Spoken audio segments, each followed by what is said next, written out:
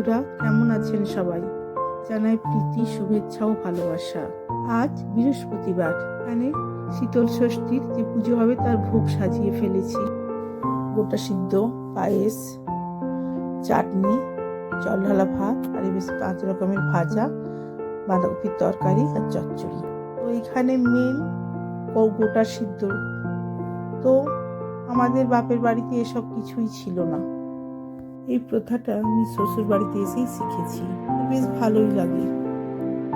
এই প্রসাদটা আমি আমার যারা ওয়ার্কার আছে তাদেরকেও দেব, তাদেরকে বলে রেখেছি কে কে খাবে জিজ্ঞেস করে রেখেছি। ওরা সবাই আমার হাতে রান্না খেতে খুব ভালোবাসে। ওরা বলে আমি খুব রান্না ভালো করি। তো এটাও জানি যে ঈশ্বরেরই দান, ওই জন্য ঈশ্বরের কাছে আমি খুবই কৃতজ্ঞ এবং ওনাকে সবসময় আমি ধন্যবাদ জানাই। এইদিকে চ্যাটার্জি বাবু সব একটা একটা করে ভোগ নিয়ে আসছে। এই যে দেখছেন গামছা দিয়ে ঢাকা, ওইটা আমাদের শীতল ষষ্ঠী, মানে ওটাতে শিলনোড়া, ওকেই যে শীতল ষষ্ঠী রূপে পুজো করা হয়। এই যে পুজো চলছে। আরেকটা জিনিস দেখাই চলো, আমাদের ঠাকুর ঘরে কত ঠাকুর দেখাবো, প্রত্যেকের না আলাদা আলাদা সব সিংহাসনে করে সব ঠাকুর রাখা আছে।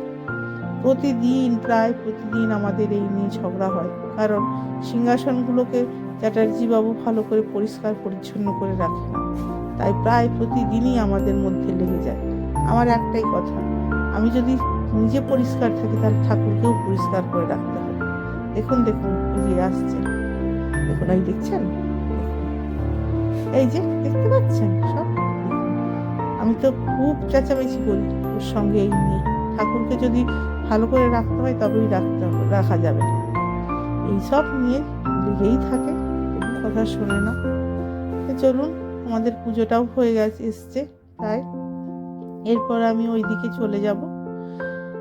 চলে গিয়ে এই গোটা সিদ্ধ মাখানোর সব জিনিস রেডি করব।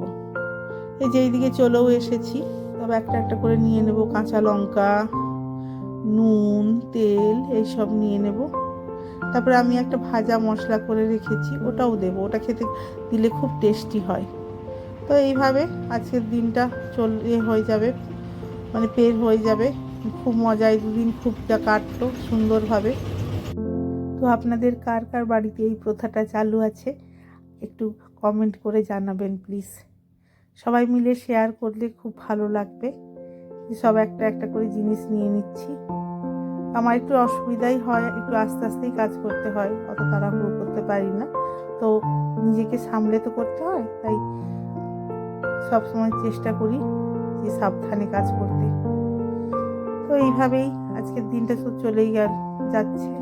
দেখতে পাচ্ছেন মশলাটা দিয়ে দিলাম। এবারে গোটা সিদ্ধ মাখার পালা। গোটা সিদ্ধটা খেতে কিন্তু আমার খুব ভালো লাগে, তবে অন্য সময় ভালো লাগে না। এই পুজোর সময়, পুজোর যে প্রসাদটা হয় এটাই কিন্তু খেতে খুব ভালো লাগে, অন্য সময় খেতে কিন্তু ভালো লাগে না। এই যে এখন বসে পড়বো যে এই গোটা সিদ্ধটা মাখানোর জন্য, আর ওইদিকে ছেলেকে বলেছি প্রত্যেকের বোতলে জল ভরতে। তো ওইদিকে গোটা সিদ্ধ মাখানোর জন্য মশলাগুলোকে একসাথে মিশিয়ে ভালো করে চটকে নেব। আর এই যে ছেলেকে সবসময় একটা কাজের মধ্যে রাখলে ওর মন ভালো থাকলে এগুলো অভ্যাস হয়, আর পরবর্তী জীবনে ওর অসুবিধাও হবে না। যখন বড় হবে, সংসার হবে, অন্য বাড়ির থেকে মেয়ে নিয়ে আসবে, ওর এগুলো তো সব অভ্যস্ত হয়ে থাকবে, তখন আর পরের বাড়ির মেয়েটার কষ্ট হবে না। এই ভেবেই ছেলেকে সব কিছু কাজ শেখানোর চেষ্টা করি, যেগুলোও পারবে। তবে স্কুলে থাকলে হয় না, এখন ওর স্কুল ছুটি আছে, ওদের স্কুলে উচ্চ মাধ্যমিক পড়েছে, তাই এখন ছুটি থাকবে 29 তারিখ পর্যন্ত। এবারে সব মাখিয়ে নেব। তবে এই গোটা সিদ্ধগুলোকে খুব ভালো করে মাখা যাবে না, আধ মাখা করতে হবে। আর এবারে গোটা সিদ্ধটার একটা কি হয়েছে, জল জল হয়নি, অতিরিক্ত জল দিইনি, একবারে মাখো মাখো হয়েছে, দারুণ মাখানো হয়েছে।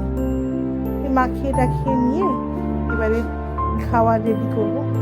এইভাবে আলুগুলোকে আধ ভাঙা করে দিয়েছি।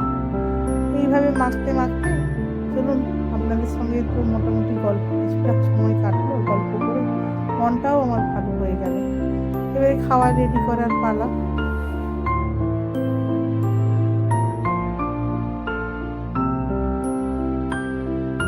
রেডি করে খেতেও দিয়ে দিয়েছি ছেলেকে।